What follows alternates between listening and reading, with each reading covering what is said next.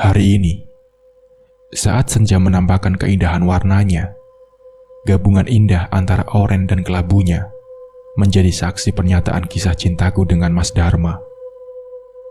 Diiringi dingin angin semilir pegunungan Kani, menambah kesan dramatis peristiwa ini. Kami dalam perjalanan pulang dari Pasaraian Gunung Kani. Di dalam mobil sport putih, aku duduk di kursi depan sebelah kemudi. Menopang daguku memandang keindahan kota Madang. Hijab unguku berkibar mengalun-alun seiring hembusan angin menerpa wajahku yang hitam manis. Kaca jendela mobil sengaja kubuka untuk menikmati udara alami. Udara yang tak pernah kutemukan di tempat tinggalku, kota Sidobejo. "Gimana, Fit?" tanya Mas Dharma sembari terus mengemudi. Gimana apanya?" Tanyaku berbalik. Mau melanjutkan gak?" tanyanya Mas Dharma lagi. Kupalingkan wajahku memandang wajahnya, lalu mengendikan bahu. "Melanjutkan kisah kita, Fitri. 3 hari lagi aku akan datang ke rumahmu untuk melamarmu."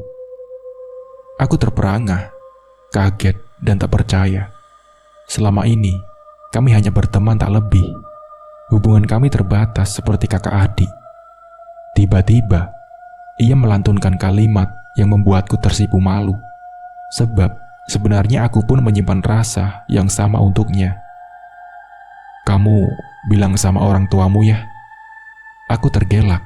Secepat ini, dia mantap menembakku. "Pede bener loh kamu, Mas. Emangnya aku mau?" "Aku sudah tahu perasaanmu padaku, Fitri. Jadi aku pede. Aku ini lelaki pemalu yang tidak akan menyatakan cinta bila tidak yakin akan diterima." Pandangannya begitu teduh. Kutatap mata itu dalam-dalam. Kutemukan cinta itu di sana. Ia terus tersenyum sambil tetap berkonsentrasi di balik kemudi. Baiklah, Mas. Aku tunggu janjimu 3 hari lagi," ujarku lugas. Ia terlihat mempesona hari ini. Rambutnya yang ikal dikunci ke atas, menambah maskulin penampilannya, menampakkan jidatnya yang putih bersih. Hatiku bergetar hebat mengingat pernyataan cintanya barusan. Tak sabar rasanya menanti 3 hari lagi. Aku melirik tas lempang di sebelahnya yang hampir jatuh. Tas itu sedikit terbuka, menampakkan sebilas keris kecil di sana. Aku tertarik dan bertanya, "Mas, di dalam tasmu itu keris?" Iya, Fit. Itu keris Puspo Arum peninggalan kakekku. Sengaja diberikan padaku untuk perlindungan." Aku pun mengangguk mengerti. Segera ia mengambilnya dari dalam tasnya dan menunjukkannya padaku. Besarnya hanya sepanjang telapak tangan. Warangkanya indah, terbalut ukiran gambar naga yang memikat. Boleh aku memegangnya, Mas?" kataku. Ia mengangguk dan tersenyum. Ku ambil pelan keris itu dari telapak Mas Dharma. Jantungku berdegup kencang saat keris itu sudah ada di tanganku. Tiba-tiba, darahku berdesir memanas. Kepalaku terasa berat dan ngilu. Refleks, ku buang keris itu ke tubuh Mas Dharma. Ia kaget, mobil sedikit oleng. Saat itu juga, kulihat sekelebat bayangan melintas di depan mobil. Aku pun menjerit. Dengan sigap, Mas Dharma mengerem mendadak. Tubuh kami sedikit terpental. Untung, sabuk pengaman menolong kami. Kamu gak apa-apa, Fit?" tanya Mas Dharma khawatir. Aku menggeleng, celingukan mencari-cari bayangan di depan tadi. Cari apa, Fit? Aku hanya menggeleng untuk berbohong. Selanjutnya, dengan hati-hati, kami meneruskan perjalanan. Aku mulai cemas mengingat kejadian tadi. Kulirik keris yang sudah ditaruh Mas Dharma di atas dashboard mobil. Aku bergidik ngeri. "Mas, keris itu biasanya ada isinya kan?" tanyaku ingin tahu. Enggak sih, Fit. Kalau aku sih nganggep ini cuman sebagai gaman, nggak lebih. Terlepas ada enggaknya sih, di dalamnya aku juga nggak pernah tahu," balas Mas Dharma. Aku tersenyum kejut memandangnya, karena tak bisa dipungkiri, aku mulai merasa risih menatap keris itu. "Udah, gak usah dipikirin," ucapnya seraya mengelus mesra tanganku. Hari mulai berganti malam. 3 jam perjalanan, akhirnya kami sampai di rumahku. Segera ku beranjak turun dan berpamit padanya. Tak kuizinkan dia menemaniku masuk, karena aku sudah lelah dan ingin istirahat. Mobil pun berputar arah. Saat ia melambaikan tangan di depanku, aku tercekat melihat penampakan sesosok makhluk berpakaian putih dan rambut panjang sedang duduk di sebelah Mas Dharma di kursi yang tadi ku tempati. Dek, jantungku terasa berhenti berdetak, membiarkan mobil itu melaju jauh meninggalkanku. Apa aku tidak salah lihat? Aku terhanya kaget saat mendengar suara ibu memanggilku. "Fitri, kamu ngapain melamun di situ?" ujar ibu di depan pintu rumah. Aku segera tersadar dan berbalik. Iya bu." Segera ku berlari kecil masuk ke dalam rumah. Malam ini aku begitu gelisah, membolak-balikan badan di atas kasur berkali-kali, memandangi ruangan berukuran 3x3 ini. Aku begitu khawatir, cemas, dan takut dengan apa yang terjadi hari ini. Tak bisa kuhubungi Mas Dharma, karena di perjalanan pulang tadi, kami sudah berjanji untuk tidak saling menghubungi sampai 3 hari. Dan nantinya kita akan bertemu di acara lamarannya padaku. Aku tak mau mengingkari janji ini dan berharap semua akan indah pada waktunya. Tubuhku mulai lelah, mata pun terasa berat. Perlahan, netra ini mulai terpejam. Saat mata ini sudah benar-benar lelap, saat itu pula kurasakan angin dingin menerpaku. Seketika ku buka paksa mataku, tubuhku kaku, seperti mematung menatap lekat-lekat pemandangan mengerikan di atasku. Tubuh kami hanya berjarak 5 cm. Ia menyeringai, menampakkan mulutnya yang lebar penuh cairan kental dan busuk. Ia menggeliat-liat, seirama dengan degupan jantungku yang kian cepat. Aku melirikkan pandanganku ke atas dan ke bawah. Astaga, ini sosok kuntilanak. Rambutnya yang panjang menutupi tubuhnya. Membelitnya membuat penampakan ini kian jelas. Aroma busuk yang keluar dari tubuhnya menguar tajam, hingga membuat perutku terasa mual. Rasa takut ini tertahan, meluruhkan keringat dingin, mengucur ke seluruh tubuhku. Sekuat mungkin aku berusaha bersuara, namun gagal. Bahkan untuk menggerakkan tangan pun aku tak mampu. Sekilas aku mengedarkan pandang menuju pintu, berharap seseorang menemukanku. Aku hampir pasrah beberapa detik, hingga aku ingat bahwa aku masih punya Tuhan. Allah, Allah. Tak hentinya, hati ini merapal menyebut asmanya. Suara daun pintu yang terbuka. Terima kasih Tuhan, Engkau mendengar rintihanku. Ibu menemukanku yang terbujur kaku. Hanya bisa melirikkan mata ke kiri dan ke kanan. Bibirku bergetar mencoba memberitahu, namun nihil. Sosok itu tak lagi berada di atasku. Namun tubuh ini masih terasa berbelit. Bagai bayi yang dibedong, aku tak mampu bergerak. "Duk, kamu ini kenapa?" tanyanya cemas. Ia memandang tubuhku yang kaku, lantas meraba-raba sepenuhnya, mencari tahu apa yang membuatku sedemikian rupa. Aku hanya bisa menitikkan air mata, sambil berusaha menggerakkan bibir yang hanya bisa membuka dan menutup tanpa suara. "Duk, Fitri." Ya Allah, secepatnya ibu keluar rumah mencari pertolongan. Memang, kami hanya tinggal berdua. Ayahku sudah meninggal ketika aku kecil, hingga aku tak mempunyai saudara. Selang beberapa detik, para tetangga mulai berhamburan masuk ke kamar. Terheran, mereka melihat keadaanku. Ada yang menatapku dengan pandangan iba, ada yang hanya terus merapal istighfar tanpa henti, ada pula yang mengelus-elus ibuku turut berduka. Cepat, bawa ke rumah sakit aja Bu Ida. Mungkin Fitri kena stroke. Zaman sekarang penyakit memang gak pandang umur. Saran seorang wanita parubaya, tetangga depan rumahku. Semua mengangguk dan percaya. Ibu hanya bisa pasrah. Segera mereka menyiapkan mobil milik Pak Yusuf, tetangga kami yang kaya. 4 orang lelaki bersiap mengangkatku dari atas pembaringan. Mereka sudah ambil posisi masing-masing. Dalam hitungan ketiga, mereka merintih kesulitan. Keempatnya saling pandang tak percaya. Tubuh yang hanya berbobot 47 kg ini terasa ratusan kilo. Tak ada yang sanggup mengangkat jasad ini, meski hanya sesenti sekalipun. Berulang kali mereka mencoba, tetap tak berhasil.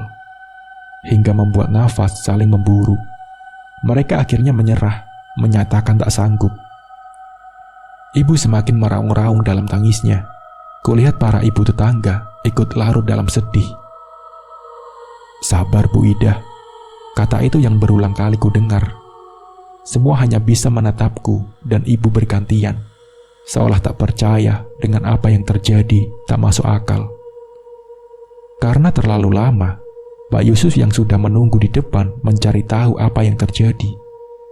Awalnya ia tak percaya, tapi setelah mencoba kembali untuk menarikku bersama beberapa lelaki, ia pun percaya. Bu Ida, sepertinya penyakit yang dialami Fitri bukan penyakit medis. Ini tak wajar.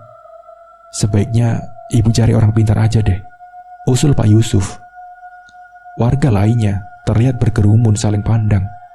Aku hanya bisa menatap mereka lewat lirikan mataku tanpa bisa bergerak sedikit pun. Apa ada yang punya kenalan di sini? Mohon bantuannya Pak, Bu, pinta ibu memelas. Pak Yusuf segera merogoh sakunya dan mengambil ponsel. Kulihat ia men-scroll benda pipi itu beberapa kali, hingga ia terlihat menarik nafas lega, seperti menemukan sesuatu, lalu menunjukkannya pada ibuku. Alhamdulillah Bu, ini saya masih menyimpan nomor Abah Anwar. Beliau dulu pernah menolong istri saya saat kerasukan. Ibu terlihat sumringah penuh harap. Tolong dihubungi Pak, kata ibuku. Pak Yusuf mengangguk dan dengan segera menempelkan ponselnya pada telinganya. Suasana terlihat tegang. Para ibu masih setia mendampingi ibuku. Ada yang mengusap-usap punggungnya, tangannya, dan bahunya. Ada pula yang rela selonjoran memijat-mijat kakinya. Sedangkan para lelaki menatap Pak Yusuf menunggu kepastian yang tak tentu. Bu Ida, maaf sekali kalau malam ini dan besok beliau belum bisa. Lusa baru ada waktu. Apa ibu mau menunggu? Kata Pak Yusuf. Ibu menatapku penuh iba, seakan bertanya apa aku bisa bertahan sampai lusa. Namun apa boleh buat, tak ada pilihan. Beliau pun mengangguk mengiyakan. Satu persatu warga mulai meninggalkan kami dengan ucapan sabar dan tegar. Air mata ibu terus mengucur. Ia hanya bisa mengangguk tanpa membalas kata. Malam ini ibu tidur di sampingku. Tak hentinya ia meluruhkan tangis sambil terus mengusap-usap wajahku. Sholawat, kalimat thayyibah, ayat-ayat suci Al-Quran tak luput ia lantunkan. Hingga kulihat ia tertidur dengan isakan yang mulai melemah. Sesaat kurasakan hening, bahkan suara binatang malam yang biasanya menggema tak lagi kudengar. Seketika, bulu kuduk ini meremang. Saat itu pula, dari bawah kasur, perlahan, wujud kuntilanak itu menampakkan sosoknya. Bibirku bergemetar tak karuan. Ingin kupanggil ibu di sampingku yang terlelap, tapi tak bisa. Kurasakan rambut panjangnya kian membelit. Sakit. Wajahku memerah. Otot-otot seperti memaksa untuk keluar. Punggungku terasa diperas hingga membuatku menggelincang ke atas. Hatiku menyeruakan teriakan hebat, tetapi tidak dengan bibirku. Kuntilanak itu semakin menyeringai puas. Gusti, apa aku akan mati? Seketika jasad ini tersentak keras, seperti dihembaskan begitu saja, membuat ranjangku bergetar hebat. Ibu tersentak, terbangun dengan segala keheranan. "Ada apa, Nduk?" Ia terduduk, lalu mengedarkan pandangan menelisik. Ia menatapku sembari beristighfar. "Sabar ya, Nduk." Ibuku memelukku dengan tangisan lirihnya. Tak lupa bacaan-bacaan mengagungkan Tuhan terus ia lontarkan, hingga mata ini mulai terpejam. Di hari kedua, ibu masih setia mendampingiku. Dengan telaten, ia menyuapiku meski harus kumutahkan kembali. Tanpa rasa jijik, ia membersihkan pula kotoran dan kencingku yang tak dapat kutahan. Hanya air mata yang bisa kucurahkan untuk mengungkapkan perasaanku. Entah sampai kapan ini akan berakhir. Hilir mudik para tetangga bergantian menengok.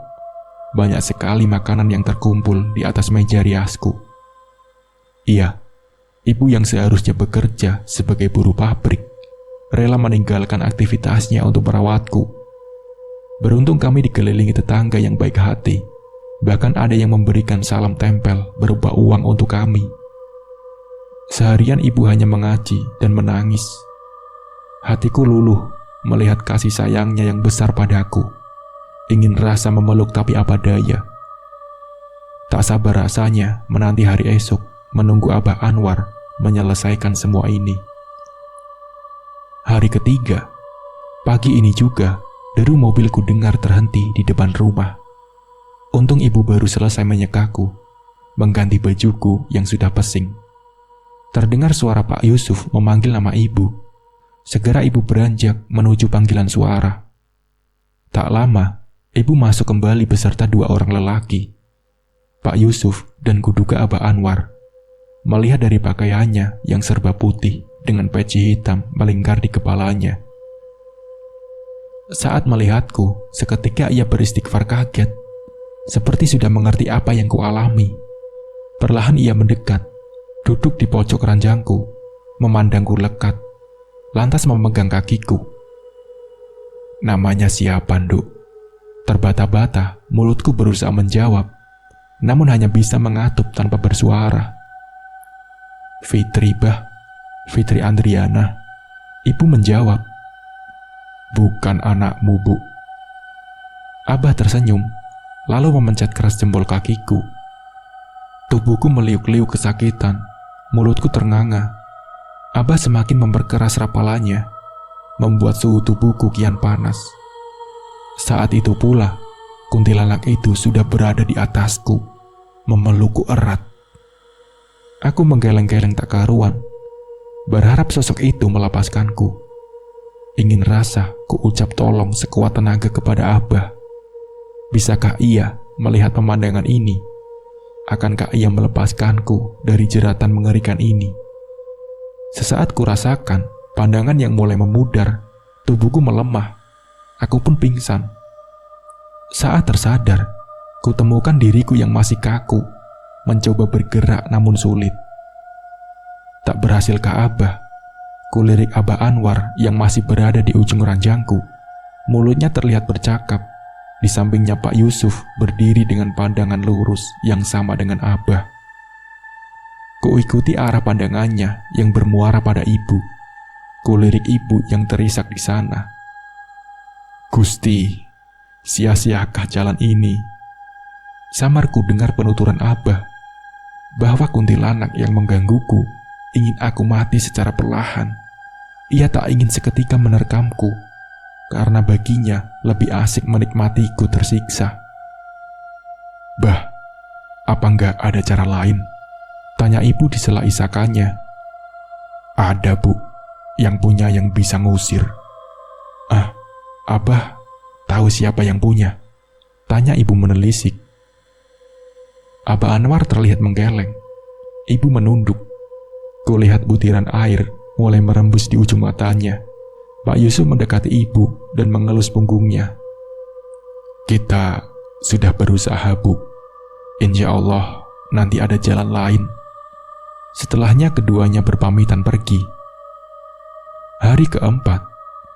Ini berarti hari ketiga setelah pertemuan terakhirku dengan Mas Dharma. Astaga, aku sampai lupa memberitahu ibuku bahwa hari ini Mas Dharma akan melamarku. Aku menangis meratapi diriku. Bagaimana bila Mas Dharma melihatku dengan keadaan seperti ini? Akankah tetap ada cinta untukku? Bisakah ia menerimaku? Rentetan pertanyaan terus muncul dalam benakku. Aku terisak, menghela nafas pendek-pendek. Tergesa, ibu menghampiriku, menatapku penuh kesedihan. Ia mencium keningku dalam-dalam. Semakin deras linangan air mata ini tak tertahan. Kami larut dalam kesedihan tak berujung. Assalamualaikum. Tuhan, itu suara Mas Dharma. Hatiku semakin tertekan. Aku malu dengan kondisiku. Aku bahkan tak bisa melihat sekacau apa penampilanku. Andai bisa aku meminta pada ibu, ku ingin tampil cantik di depan Mas Dharma, tidak dengan piyama lusuh ini. Waalaikumsalam, jawab ibu sembari beranjak meninggalkanku. Saat membuka pintu rumah, ibu terkejut melihat Mas Dharma dan rombongannya dengan membawa beberapa seserahan. Mas Dharma pun bingung melihat penampilan ibu yang terlihat linglung. Fitri ada, Bu. Ibu mengangguk, tapi meringis mencoba menahan tangis. Monggo, masuk, kata ibu dengan suara serak yang berat. Keluarga Mas Dharma saling pandang penuh heran dan mengikuti langkah ibu ke kamarku. Saat di depan pintu, Mas Dharma segera menghambur masuk. Ia memandangku detail dari ujung kaki hingga kepala. Ia mengernyit, kulihat matanya mulai berkaca-kaca. Ia tak percaya 3 hari yang lalu aku masih sehat dan cantik. Tiba-tiba hari ini tubuhku kering kurus hingga menonjolkan lengkungan di setiap sudutnya. Kamu kenapa, Fit? Tanya Mas Dharma. Ia berlutut di sampingku, menatapku penuh haru. Kulihat ayahnya ikut masuk melihatku iba. Saya juga nggak tahu, Nak Dharma. Setelah pulang sama kamu, malam itu Fitri sudah seperti ini. Saya sudah coba mau membawanya ke rumah sakit, tapi tak bisa. Tubuhnya tak bisa diangkat, meski dengan 5 orang lelaki sekalipun. Kemarin juga, saya hubungi orang pintar, tapi tetap tak ada hasil. Tutur ibu menjelaskan. Kenapa kamu nggak menghubungi aku, Fitri? Ia mulai menangis, begitupun aku. Kata Abah Anwar, ada kuntilanak yang mengganggunya. Ia hanya bisa diusir oleh pemiliknya. Kuntilanak? Tanya ayahnya Mas Dharma heran. Ibu pun mengangguk. Jangan-jangan keris itu, Dharma, katanya melanjutkan. Kenapa ya? Maksud ayah keris Puspo Arum? Ayahnya terlihat mengangguk. Malam itu Fitri memang sempat memegangnya ya. Ayahnya terlihat kaget. Kita harus cepat-cepat membawa Fitri ke kakek. Hanya dia yang bisa menyelamatkan. Kami semua terheran. Apa maksud ayah Mas Dharma? Apa kuntilanak itu punya kakeknya? Gak mungkin bisa, Pak. Bagaimana cara membawa Fitri? Kemarin sudah dicoba. Gimana kalau kakeknya Dharma saja yang kesini? Pinta ibuku. Maaf, Bu. Kakeknya Dharma juga sedang sakit. Sudah 2 tahun ini, beliau hanya jadi kembang bayang di atas kasur. Ibu pun mengangguk mengerti. Terus, bagaimana cara mengangkat Fitri dari sini, Pak? Tanya ibuku. Saya yakin Dharma pasti bisa melakukannya. Coba saja, Nak, kata ayah Mas Dharma.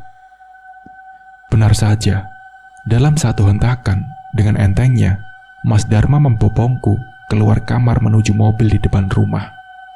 Beberapa tangga yang melihat keheranan menyaksikan pemandangan ini. Sungguh ajaib.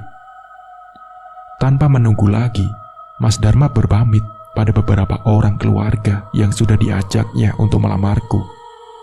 Beberapa tetangga pun mendoakan yang terbaik untuk kami. Aku begitu terharu, apalagi ibu. Beliau terlihat menangis mendoakan keselamatanku. 2 2 jam perjalanan penuh hening dan tegang kami lalui. Hingga akhirnya kami sampai di suatu tempat yang kuduga rumah kakeknya Mas Dharma. Halamannya luas dengan banyak pohon besar di dalamnya. Saat turun, karena Mas Dharma terlihat kesulitan, ayah Mas Dharma mencoba membantu menarik kakiku. Sungguh mustahil dan benar apa kata ibuku. Ayah Mas Dharma bahkan tak kuasa untuk mengangkat ujung kakiku. Ia meringis dan menggeleng, meski dengan susah payah hanya Mas Dharma yang bisa mengeluarkanku dari mobil ini. Aku hanya bisa melirikan mata untuk mengedarkan pandang. Rumahnya berbentuk joglo dengan banyak sekali patung-patung seram di depannya. Sungguh wingit dan aneh. Dengan cekatan, ayah Mas Dharma membuka pintu rumah untuk kami. Di sana, kami menemukan seorang lelaki yang kuduga pembantu di rumah ini. Ia menuntun kami hingga sampailah kami di suatu ruangan yang pengap. Ayah Mas Dharma menyingkap ke lampu yang di sana sudah terbujur seorang kakek tua di atas ranjang besi. Ia tersenyum melihat kedatangan kami. Namun seketika, garis bibirnya turun tatkala menatapku.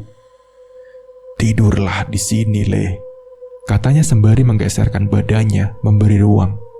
Perlahan, Mas Dharma membaringkanku di sisi kakek. Kulihat tak ada yang menjelaskan apa-apa pada kakek, seperti membiarkan sang kakek menebak dengan sendirinya.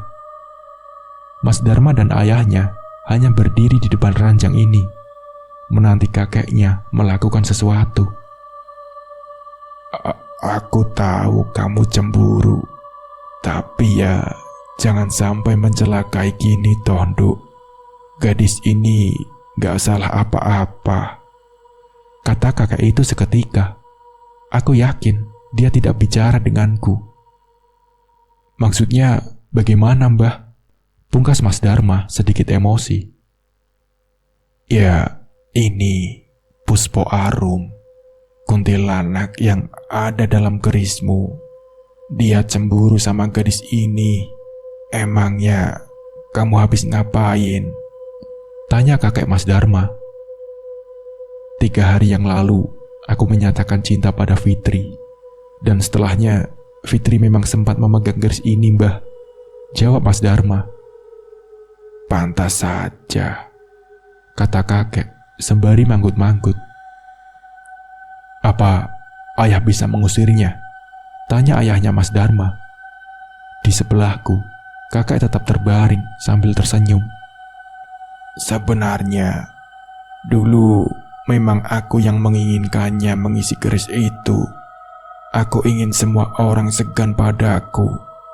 Ku jalani puasa muti selama 40 hari, lalu bertapa di tempat-tempat wingit, dan akhirnya aku bisa mendapatkannya secara sukarela. Tapi tanpa ku ketahui, dia malah jatuh cinta padaku." Ia berhenti sejenak, mengatur nafas, lalu berdehem-dehem. "Sampai akhirnya, tubuh kakek yang tua sudah tak kuat lagi.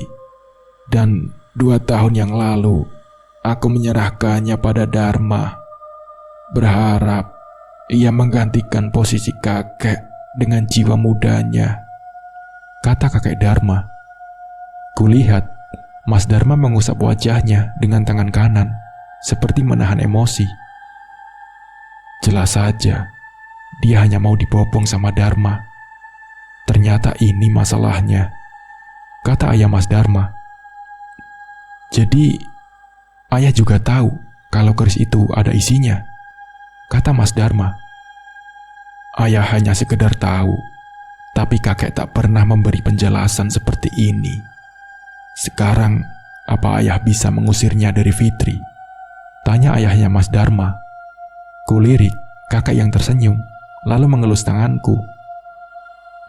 "Ambil keris itu, buka dari warangkanya, dan taruh di atas meja," kata kakek Mas Dharma. Dengan sigap, Mas Dharma mengeluarkan keris itu dari dalam tasnya, dan dengan hati-hati membuka, lalu meletakkannya di atas meja samping ranjang besi ini. Kakek masih mengusap tanganku. "Duk, Puspo Arum, apa kamu lupa sama aku? Mari kita mulai lagi kisah kita dari sini. Aku berjanji tak akan pernah meninggalkanmu lagi, kata kakek Mas Dharma. Angin dingin seketika menerpa kami. Kurasakan meja di sebelahku bergetar-getar. Di sana, kutemukan keris itu berdiri dengan sendirinya. Kami bertiga kaget, tapi tetap diam membiarkan semuanya terjadi. Tiba-tiba, tubuhku memanas. Aku menggeliat-liat layaknya cacing kepanasan. Sontak aku mengejang melihat kuntilanak itu keluar dari bawah tubuhku. Ranjang mulai berderit-derit seiring gerakan tubuhku. Aku tak bisa berteriak. Mulutku menganga menyaksikan penampakan mengerikan ini. Taringnya panjang, wajahnya penuh borok dan nanah.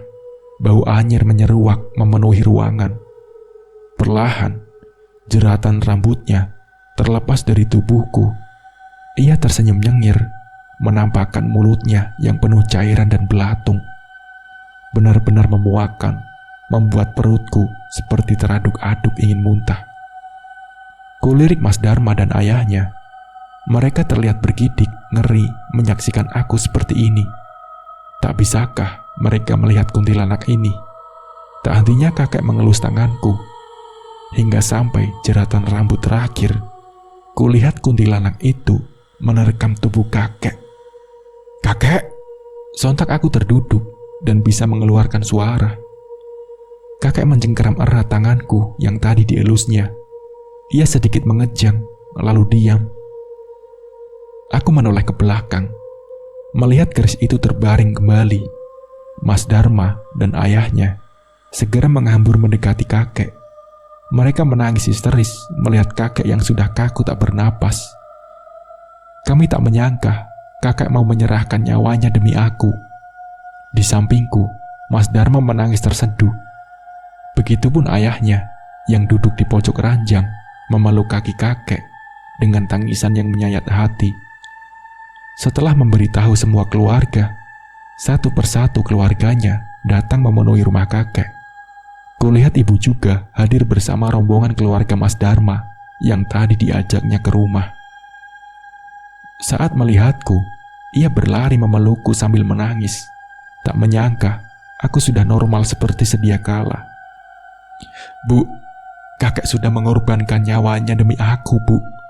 Aku benar-benar gak menyangka, kataku di sela isakanku. Iya, Nduk. Kita harus benar-benar berterima kasih pada keluarga Dharma, kata ibuku.